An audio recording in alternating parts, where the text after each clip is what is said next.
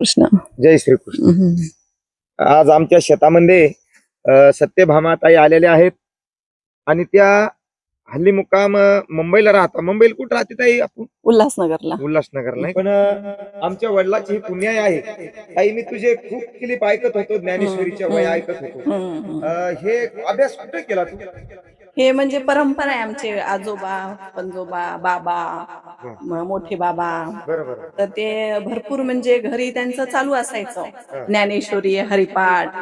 तर मग माझे बाबा सतत ओवी म्हणत राहायचे, मोठे बाबा अभंग म्हणायचे. तर मग मी ते लक्षात घ्यायची आणि त्याचा अर्थ करून बघायची. मग ते मला त्याची ओढ लागली. आणि ते चॅनल वर आता जे हे एडिट करणं हे वगैरे हे कसं जमतं बरं? हे मी काइन मास्टर मधून करत असते. आणि सबस्क्राईब किती झाले आता? आता 3000 3,500 झालेले आहेत. आणि दर्शकांचा प्रतिसाद कसा मिळतो बरं? यूज कशा मिळतो? हा छान भेटतात. म्हणजे नाथांचा हरिपाठ पण टाकलेला आहे अर्थासहित.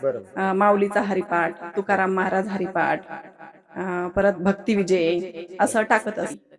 तुम्ही पण सांगा कशी ओवी वाटते माझी. तुझी आवय आम्ही प्रत्येकच वेळेस मी ऐकतो, कारण मला पण छंद आहे या ज्ञानेश्वरीचा. ज्ञानेश्वरी माझं जीवन आहे. माझं म्हणण्यापेक्षा तू खूप छोटी लहान होती. आपले जे वडील आहेत, तुझे वडील रामभाऊ दुकानदार म्हणायचे त्याला, रामभाऊ हरिभाऊ पजई, आणि माझे वडील बाबूराव गंगाराम पजई. म्हणजे हे खूप जुनी गोष्ट आहे. ही आपल्या वडील उपर्जित आलेले आपल्याकडे पुण्याई आहे. गंगाराम, मारुती, तुकाराम असे आपल्या आजोबाचे नाव आहेत, आजोबाची. आणि त्यांना खूप या गोष्टीचा आनंद वाटत असेल नाही का? आनंद वाटावा म्हणूनच माझे बाबा कधी पण अशी ओवी घ्यायचे की पुण्याची पाहुती सरे, सवेच इंद्रपणाची उटी उतरे, येऊ लागती माघारे मृत्यू लोकाम. बाबांनी ही ओवी बोलली ना तर मी त्याचा अर्थ करायची. आमचे मोठे बाबा अभंग म्हणायचे की मी त्याचा अर्थ करून दाखवायची.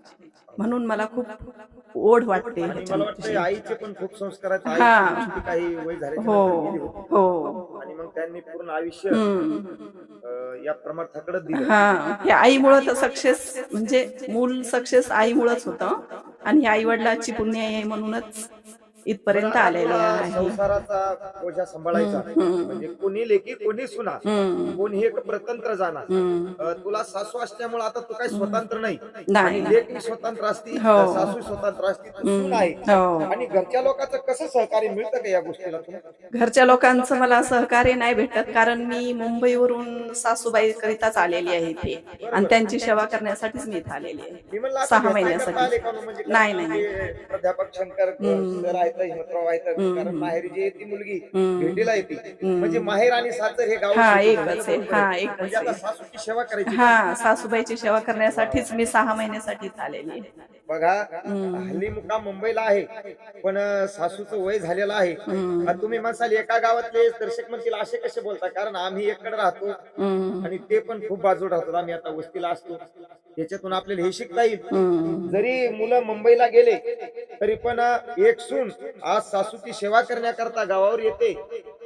आणि लोक म्हणतात तरुण पिढी भयकटली नाही का, आणि वृद्ध भरकटू नाही, म्हणूनच तर आपण हे कार्य केलं पाहिजे. वा वा, धन्यवाद ताई. त्याच्यातून हे शिकता येईल की अनेक सर्व्हिसवाले आता आपले आई बाप वृद्धाश्रमात पाठवतात, पण तुझ्या पतीने त्यांच्या आईचे म्हणजे तुझी आई, सासू म्हणजे आईच आहे, आणि सेवा करण्याकरता इथं पाठवलं. आपण ज्ञानोबारायाच्या चरणी आणि ईश्वराच्या चरणी विनंती करूया की अशी सेवा प्रत्येक तरुणातून घडू.